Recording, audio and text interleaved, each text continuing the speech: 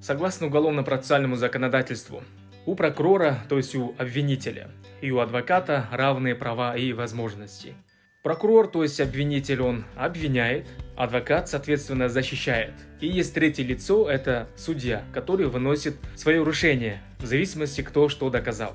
Но на практике, к сожалению, мы все с вами знаем, коллеги подтвердят то, что у прокурора больше возможностей, а точнее больше дозволенностей со стороны судьи. У прокурора может быть свой стол, где написано «прокурор», у адвоката нету этого.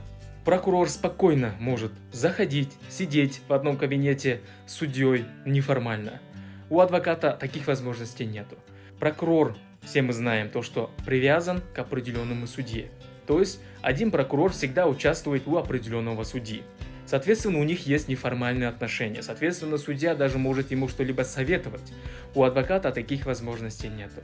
Некоторые прокуроры иногда даже настолько самовольничают, то что позволяют себе давать замечания, указывать сторонам, что делать, что им нельзя делать. Хотя это прерогатива только судьи. А все потому, что суд дает им такие возможности, позволяет им это делать. Поэтому я считаю, в этой части нужны нам реформы. У прокурора и у адвоката должны быть равные права и возможности. Прокурор также должен стараться доказать то, что обвиняемый, он виновен, то, что он совершил в действительности это преступление, а не сидеть наготове и надеяться на то, что судья все равно будет на его стороне.